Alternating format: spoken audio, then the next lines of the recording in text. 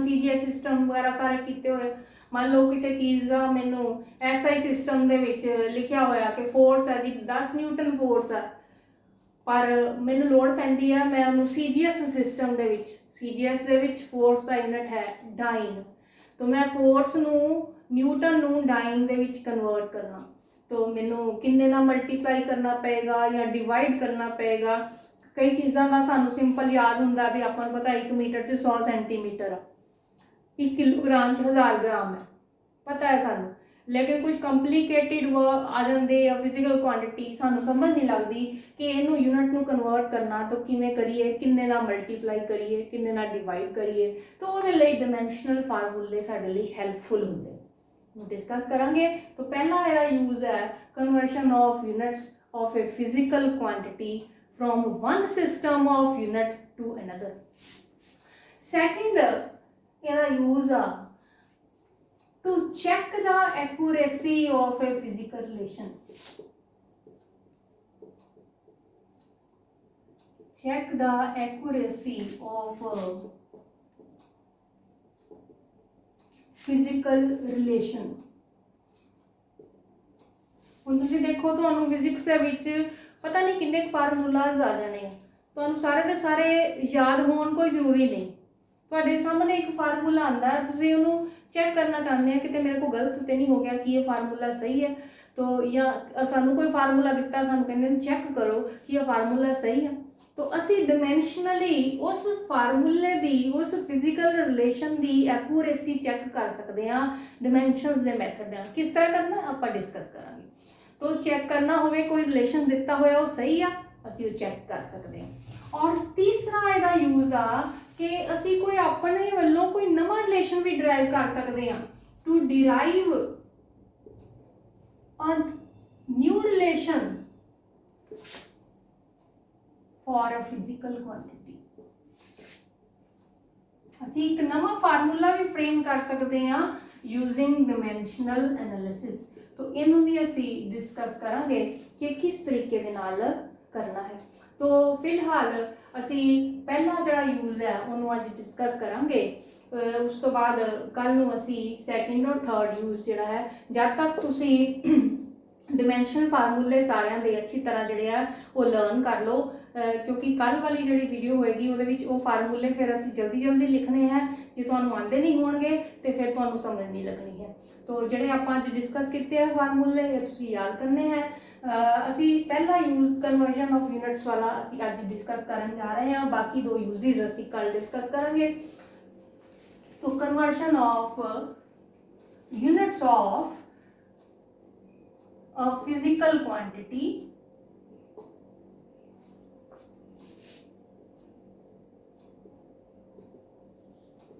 From one system to another system of units।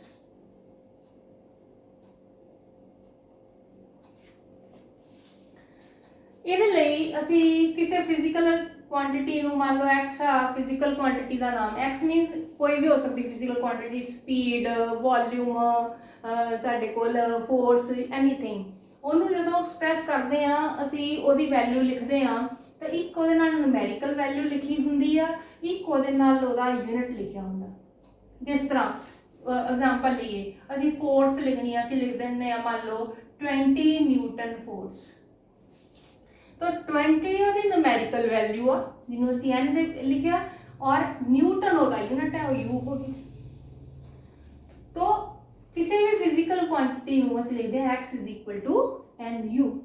ਹੁਣ आही physical quantity है या कोई होर आप सिंपल ले लेने, मान लो आप किसी चीज़ की लेंथ लिख लेने, लेंथ = 2 मीटर, तो 2 ਇਹਦਾ हो गया न्यूमेरिकल वैल्यू, मीटर हो गया ਇਹਦਾ यूनिट। ਹੁਣ ਇਹ ਤੇ ਲੰਬਾਈ ਮੀਟਰ ਨੂੰ ਸੈਂਟੀਮੀਟਰ ਚ ਕਨਵਰਟ ਕਰਨਾ ਤੁਹਾਨੂੰ ਆਂਦਾ ਹੀ ਆ, तो ਇਹਨੂੰ ਹੀ ਤੁਸੀਂ ਜੇਕਰ ਸੈਂਟੀਮੀਟਰ ਚ ਲਿਖਾਂਗੇ ਕਿਉਂਕਿ 1 ਮੀਟਰ ਚ 100 ਸੈਂਟੀਮੀਟਰ ਹੁੰਦੇ ਆ, तो ਇਹਨੂੰ ਲਿਖਾਂਗੇ 200 ਸੈਂਟੀਮੀਟਰ, मीनस लंबाई वही है। हुण उन्होंने असी किसी दूसरे सिस्टम च एक्सप्रैस कर लिया, पहला असी SI सिस्टम च एक्सप्रैस किया सी, हुण असी सेंटीमीटर च CGS सिस्टम च एक्सप्रैस कर लिया। ਤੁਸੀਂ ਦੇਖਦੇ ਆ ਬੇਟਾ ਉਹੀ ਫਿਜ਼ੀਕਲ ਕੁਆਂਟੀਟੀ ਜਦੋਂ ਯੂਨਿਟ ਬਦਲਿਆ, ਮੀਟਰ ਤੋਂ ਸੈਂਟੀਮੀਟਰ ਹੋ ਗਿਆ, ਨੂਮੈਰੀਕਲ ਵੈਲਿਊ ਵੀ ਬਦਲ ਗਈ, ਲੇਕਿਨ ਉਹ ਚੀਜ਼ ਜਿਹਦੀ ਲੰਬਾਈ 2 ਮੀਟਰ ਸੀ ਉਹ ਤਾਂ ਉੱਥੇ ਹੀ ਆ, ਉਹ ਤਾਂ ਸੇਮ ਹੀ ਆ।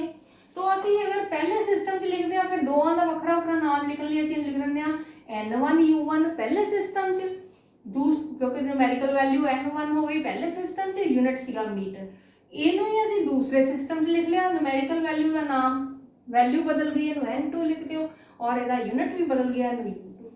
तो ਅਸੀਂ लिख सकते हैं x = N1U1 = N2U2।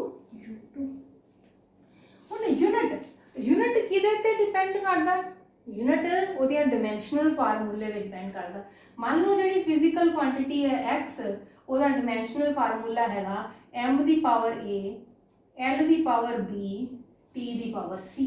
ਕੁਝ ਤੇ ਹੋਏਗਾ ਹੀ ਨਾ ਫਾਰਮੂਲਾ, ਜਿਸ ਤਰ੍ਹਾਂ ਅਸੀਂ ਇੰਨੇ ਸਾਰੇ ਕੀਤੇ ਆ ਉਹਨਾਂ ਦੀ ਕੁਝ ਪਾਵਰਸ ਆਈਆਂ ਹੈ। तो मान लो ਜਿਹੜੀ ਫਿਜ਼ੀਕਲ ਕੁਆਂਟੀਟੀ ਆ ਉਹਦੇ m ਦੀ ਪਾਵਰ a ਸੀਗੀ, l ਦੀ ਪਾਵਰ b ਸੀ, t ਦੀ ਪਾਵਰ c ਸੀ। तो मैं पहले सिस्टम ਦੇ ਵਿੱਚ ਜੇਕਰ ਇਹਨੂੰ ਐਕਸਪ੍ਰੈਸ ਕਰਾਂ ਪਹਿਲੇ ਸਿਸਟਮ ਦਾ ਯੂਨਿਟ, तो मैं ਮੰਨ ਲਓ ਪਹਿਲੇ ਸਿਸਟਮ ਦੇ ਵਿੱਚ ਮਾਸ ਦਾ ਜਿਹੜੀ ਮੇਜ਼ਰਮੈਂਟ ਆ ਉਹਨੂੰ ਅਸੀਂ m1 ਦੇ ਨਾਲ ਐਕਸਪ੍ਰੈਸ ਕੀਤਾ। ਮੀਨਸ ਮਾਸ ਜਿਹੜਾ ਹੈ ਪਹਿਲੀ ਜਿਹੜੀ ਫਿਜ਼ੀਕਲ ਕੁਆਂਟੀਟੀ ਵਿੱਚ ਮਾਸ ਮੰਨ ਲਓ ਕਿਲੋਗ੍ਰਾਮਾਂ 'ਚ ਮੇਜ਼ਰ ਕੀਤਾ, तो किलोग्राम ਨੂੰ ਮੈਂ m1 ਸਫਿਕਸ ਦੇ ਨਾਲ ਜੋੜਤਾ, तो ਮੇਰੇ ਕੋਲ ਇਹਦੀ ਬਣ ਗਈ m1 ਦੀ ਪਾਵਰ a। लंबाई मान लो मैं पहले सिस्टम L1 के नाल एक्सप्रैस कर रही हाँ, तो सारिया जिहड़ियां चीज़ां उहदे नाल असीं आ सुफिक्स जोड़ दिता L1 T1।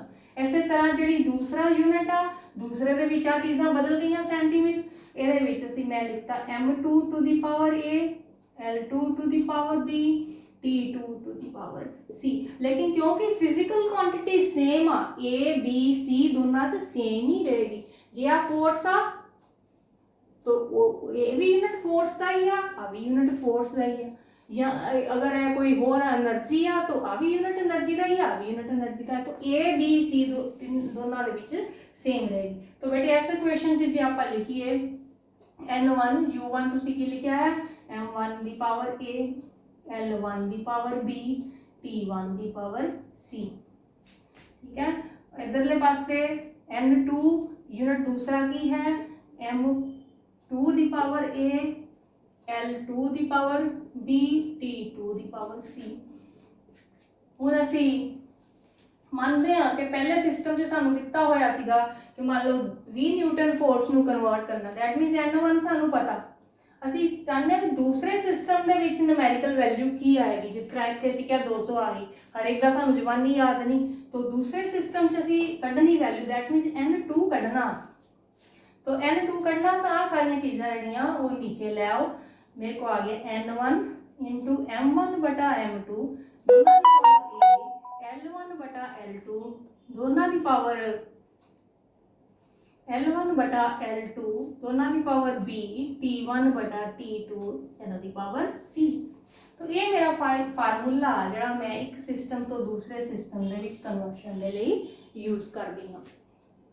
ਹੁਣ ਅਸੀਂ ਇੱਕ एग्जाम्पल लैके एक न्यूमेरिकल लैके इनू डिस्कस करते हैं, तो ज़्यादा क्लैरिटी हो जाएगी। तो पेपर के विच भी तुहानू न्यूमेरिकल ही आने हैं अगर ये यूजिज आते हैं। जिस तरह मान लो मैंने दिता है 20 न्यूटन नू कन्वर्ट करो, आ 20 न्यूटन नू असी CGS system they which convert करो, या सानू कहते आ 20 न्यूटन नू तुसी डाइन विच कन्वर्ट करो मैंने डाइन च जो कन्वर्ट करोगे फिर न्यूमेरिकल वैल्यू की आएगी ये असीं कढ़ना। तो सब तो पहला सानू समझना पएगा कि आ जिहड़ी 20 न्यूटन आ ये फिजिकल क्वांटिटी किहड़ी है। न्यूटन फोर्स का यूनिट है, इसका मतलब इत्थे सानू कई बार दिता भी होएगा कि 20 न्यूटन फोर्स नू तुसी डाइन च कन्वर्ट करो, अदरवाइज नहीं भी लिखा आपां नू समझ होनी चाहिए है। न्यूटन जिहड़ा है वो फोर्स का यूनिट है, दैट मीनस साडी फिजिकल क्वांटिटी इत्थे किहड़ी आ, फिजिकल क्वांटिटी हैगी आ फोर्स। फिजिकल क्वांटिटी जिहड़ी आ वो साडी किहड़ी आ फोर्स आ, और फोर्स का डायमेंशनल फार्मूला ਉਸੇ ਵੇਲੇ ਲਿਖ ਲਓ, ਉਹ ਜ਼ਰੂਰੀ ਹੈ, ਉੱਥੇ ਅਦਰਵਾਈਜ਼ ਕਨਵਰਸ਼ਨ ਨਹੀਂ ਹੋਣੀ। ਕੀ ਕੀਤਾ ਸੀ, m1 l1 t -2।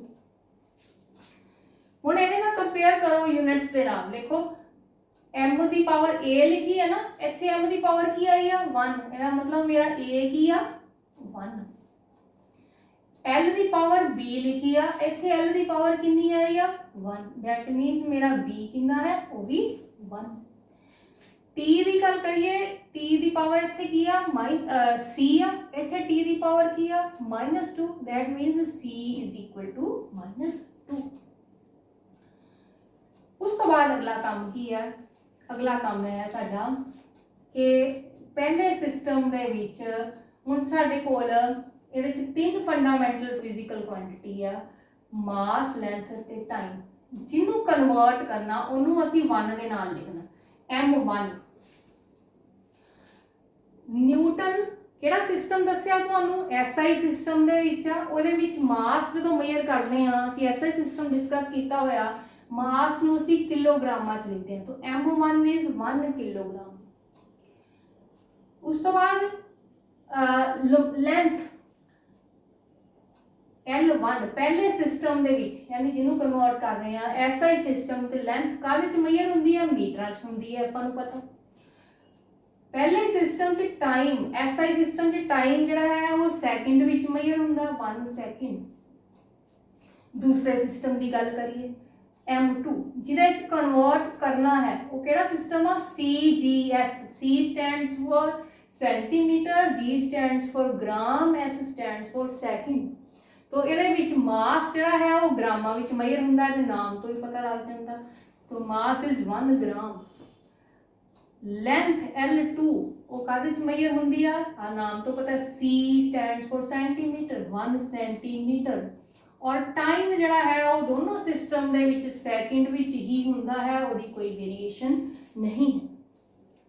तो ਤੁਸੀਂ ਦੇਖੋ ਇਸ ਫਾਰਮੂਲੇ ਦੇ ਵਿੱਚ ਮੇਰੀ ਕਿਹੜੀ ਚੀਜ਼ ਰਹਿ ਗਈ, m1 ਪਤਾ ਲਿਖ ਲਿਆ, m2 ਲਿਖ ਲਿਆ, t1 ਲਿਖ ਲਿਆ, t2 ਲਿਖ ਲਿਆ, ਔਰ ਲੈਂਥ ਦਾ ਵੀ l1 l2 ਲਿਖ ਲਿਆ। a ਦੀ ਵੈਲਿਊ ਪਤਾ ਕਰ ਲਈ, b ਦੀ ਪਤਾ ਕਰ ਲਈ, c ਦੀ ਪਤਾ ਕਰ ਲਈ। ਹੁਣ n1 ਕੀ ਆ, ਤੀਸਰੀ ਚੀਜ਼ ਆ ਗਈ n1 ਕੀ ਆ। n1 ਜਿਹਨੂੰ ਕਨਵਰਟ ਕਰਨਾ ਸੀ ਉਹਦੀ ਨਿਊਮੈਰੀਕਲ ਵੈਲਿਊ, ਔਰ 20 ਜਿਹੜਾ ਹੈ ਉਹ n1 ਹੈ। तो ਸਾਰੀਆਂ ਵੈਲਿਊਜ਼ ਇੱਥੇ ਜੇ ਪੁੱਟ ਕਰਾਂਗੇ ਤੁਸੀਂ ਤੇ ਤੁਹਾਡੀ n2 ਦੀ ਵੈਲਿਊ ਆ ਜਾਏਗੀ। तो ਹੁਣ ਅਸੀਂ ਇਹ ਵੈਲਿਊਜ਼ ਪੁੱਟ ਕਰਨ ਜਾ ਰਹੇ ਹਾਂ। ਫਾਰਮੂਲਾ ਮੈਂ ਲਿਖਿਆ ਰਹਿਣ ਦਿੱਤਾ ਹੈ। n2 ਕਿਤੇ ਬਰਾਬਰ ਆਇਆ, ਸਭ ਤੋਂ ਪਹਿਲਾਂ n1 ਦੀ ਕਿੰਨੀ ਵੈਲਿਊ ਹੈ 20 ਹੈ। m1 बटा m2, m1 की है 1 किलोग्राम और m2 की है 1 ग्राम। ਇਹਦੀ ਪਾਵਰ a ਕਿੰਨੇ ਲਿਖੀ ਤੁਸੀਂ 1 ਲਿਖੀ। ਉਸ ਤੋਂ ਬਾਅਦ ਆ ਜਾਓ ਤੁਸੀਂ L1 बटा L2, L1 ਕਿਤੇ ਬਰਾਬਰ ਹੈ 1 ਮੀਟਰ, L2 ਕਿਤੇ ਬਰਾਬਰ ਹੈ 1 ਸੈਂਟੀਮੀਟਰ। ਇਹਦੀ ਪਾਵਰ b ਕਿੰਨੀ ਵੈਲਿਊ ਲਿਖੀ ਹੈ ਤੁਸੀਂ 1। ਉਸ ਤੋਂ ਬਾਅਦ ਤੀਸਰੀ ਆ ਜਾਓ ਟਾਈਮ, ਉੱਪਰ ਵੀ 1 ਸੈਕਿੰਡ, ਥੱਲੇ ਵੀ 1 ਸੈਕਿੰਡ। ਇਹਦੀ ਪਾਵਰ c ਦੀ ਵੈਲਿਊ ਕਿੰਨੀ ਲਿਖੀ ਹੈ -2। तो फार्मूले ਤੁਸੀਂ ਵੈਲਿਊਜ਼ ਪੁੱਟ ਕਰ ਦਿੱਤੀਆਂ। ਹੁਣ ਨੈਕਸਟ ਆਪਾਂ ਨੂੰ ਕਿਲੋਗ੍ਰਾਮ ਨੂੰ ਗ੍ਰਾਮਾਂ ਦੇ ਨਾਲ ਕੱਟ ਨਹੀਂ ਸਕਦੇ, ਸਭ ਤੋਂ ਪਹਿਲਾਂ ਕਿਲੋਗ੍ਰਾਮ ਤੇ ਗ੍ਰਾਮ ਬਣਾਉਣੇ ਪੈਣਗੇ। तो 1 किलोग्राम ਚ ਕਿੰਨੇ ਗ੍ਰਾਮ ਹੁੰਦੇ ਆ 1000 ਗ੍ਰਾਮ ਹੁੰਦੇ ਆ, ਡਿਵਾਈਡਡ ਬਾय 1 ग्राम। तो ग्राम ਨਾਲ ग्राम ਕੱਟਿਆ ਗਿਆ, ਮੇਰਾ ਰਹਿ ਗਿਆ 1000। ਇਹਦੀ ਪਾਵਰ ਕਿੰਨੀ ਹੈ 1। 1 ਮੀਟਰ ਚ ਕਿੰਨੇ ਸੈਂਟੀਮੀਟਰ ਹੁੰਦੇ ਆ 100 ਸੈਂਟੀਮੀਟਰ ਹੁੰਦੇ ਆ, 1 ਸੈਂਟੀਮੀਟਰ ਨਾਲ ਡਿਵਾਈਡ ਕਰਤਾ, ਇਹਦੀ ਪਾਵਰ ਹੀ 1। ਤੇ ਸੈਕਿੰਡ ਨਾਲ ਸੈਕਿੰਡ ਉੱਤੇ ਕੱਟਿਆ ਗਿਆ। तो 1 ਦੀ ਪਾਵਰ -2 ਆ, 1 ਨੂੰ ਭਾਵੇਂ ਪਾਵਰ ਜੋ ਮਰਜ਼ੀ ਹੋਵੇ 1 ਦੀ, ਉਹ 1 ਹੀ ਰਹਿਣਾ। तो दैट मीन्स वो ਕੱਟਿਆ ਗਿਆ, ਮੇਰੇ ਕੋਲ ਰਹਿ ਗਿਆ 1000 ਦੀ ਪਾਵਰ 1 मीन्स ਇੱਕੋ ਵਾਰੀ ਲਿਖਣਾ 1000। ਉਸ ਤੋਂ ਬਾਅਦ 100 ਦੀ ਪਾਵਰ ਵੀ 1 ਹੈ, ਮਤਲਬ ਇੱਕੋ ਵਾਰੀ। ਜੇ ਇੱਥੇ 2 ਪਾਵਰ ਆਈ ਹੁੰਦੀ ਤਾਂ ਆਪਾਂ 100 ਗੁਣਾ 100 ਦੋ ਵਾਰੀ ਲਿਖਣਾ ਸੀ। तो बेटा आ देखो कितना आ गया 1 2 3 4 5 6 0, 2 × 10 ਦੀ ਪਾਵਰ 6। तो आपका ਕੋਲ आ गया n2 = ਇਹ ਵੈਲਿਊ ਕਾਦੀ ਆਈ n2 ਦੀ ਵੈਲਿਊ ਆਈ। ਹੁਣ ਅਸੀਂ ਕਨਵਰਸ਼ਨ ਜਿਹੜੀ ਕਰਨੀ ਸੀ ਲਿਖ ਸਕਦੇ ਹਾਂ 20 ਨਿਊਟਨ ਜਿਹੜੀ ਹੈ ਉਹ ਕਿਹਦੇ ਬਰਾਬਰ ਆਈ ਹੈ 2 × 10 ਦੀ ਪਾਵਰ 6 ਔਰ ਕਾਹਦੇ 'ਚ ਕਨਵਰਟ ਕੀਤਾ ਸੀ ਅਸੀਂ ਇਹ ਸਾਰਾ? ਡਾਈਨ ਦੇ ਵਿੱਚ। ਇੰਨੇ ਡਾਈਨ। ਇਹ ਸਾਡਾ ਹੈ ਇੱਕ ਸਿਸਟਮ ਤੋਂ ਦੂਸਰੇ ਸਿਸਟਮ ਦੇ ਵਿੱਚ ਕਨਵਰਟ ਕਰਨ ਦੇ ਲਈ ਕੀ ਮੈਥਡ ਅਸੀਂ ਅਡਾਪਟ ਕਰਦੇ ਹਾਂ। ਤੋ ਇਹਦੇ ਨੂਮੈਰੀਕਲ ਤੁਹਾਨੂੰ ਆਲਰੇਡੀ ਕੁਛ ਅਨਸੋਲਵਡ ਵੀ ਦਿੱਤੇ ਸੀ, ਕੁਝ ਤੁਹਾਡੇ ਕੋਲ ਬੁੱਕਸ ਜੇ ਕੋਈ ਹੈਗੀਆਂ ਤਾਂ ਉਹਨਾਂ ਦੇ ਵਿੱਚ ਵੀ ਇਹਦੇ ਨਾਲ ਦੇ ਅਨਸੋਲਵਡ ਨੂਮੈਰੀਕਲ ਹੋਣਗੇ, ਉਹਨੂੰ ਟਰਾਈ ਕਰੋ ਅੱਜ ਦੇ ਲਈ। ਪਰ ਸਭ ਤੋਂ ਪਹਿਲਾਂ ਤੁਸੀਂ ਡਿਮੈਂਸ਼ਨਲ ਫਾਰਮੂਲੇ ਜਿਹੜੇ ਆ ਉਹਨਾਂ ਨੂੰ ਉਹਦੀ ਪ੍ਰੈਕਟਿਸ ਕਰੋ, ਉਹ ਆਉਂਦੇ ਹੋਣਗੇ ਤਾਂ ਹੀ ਇਹ ਨੂਮੈਰੀਕਲ ਸੋਲਵ ਹੋਣੇ। ਤੋ ਉਹ ਅੱਜ ਦਾ ਕੰਮ ਤੁਹਾਡਾ ਜ਼ਰੂਰੀ ਹੈ ਕਿਉਂਕਿ ਤੁਹਾਡੇ ਹੁਣ ਮੰਥਲੀ ਟੈਸਟ ਆ। ਸਭ ਤੋਂ ਪਹਿਲਾਂ ਮੇਨ ਚੀਜ਼ ਵਿੱਚ ਤੁਹਾਨੂੰ ਸਾਰੇ ਡਿਮੈਂਸ਼ਨਲ ਫਾਰਮੂਲੇ ਜਿਹੜੇ ਤੁਹਾਨੂੰ ਨੋਟਬੁੱਕ 'ਚ ਕਰਵਾਏ ਆ ਉਹ ਸਾਰੇ ਤੁਸੀਂ ਜਿਹੜੇ ਆ ਉਹਦੀ ਪ੍ਰੈਕਟਿਸ ਕਰਨੀ ਹੈ, ਜ਼ਬਾਨੀ ਤੁਸੀਂ ਯਾਦ ਕਰਨੇ। So that's all. ਬਾਕੀ ਕੱਲ੍ਹ ਦੇ ਲੈਕਚਰ 'ਚ ਅਗਲੇ 2 ਇਹਦੀ ਜਿਹੜੇ ਯੂਜ਼ਸ ਹੈ ਡਿਸਕਸ ਕਰਾਂਗੇ। Thank you.